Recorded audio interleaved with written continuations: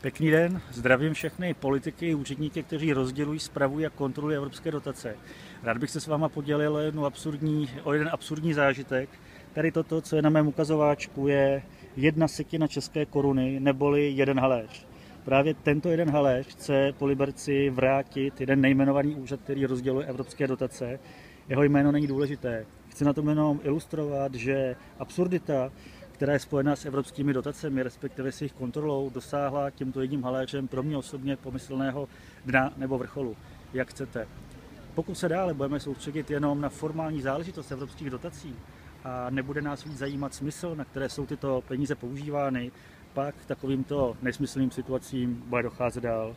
Pokud vás zajímá k tomu víc, mrkněte se na můj blog a budu rád, když mi k tomu pošlete i váš názor.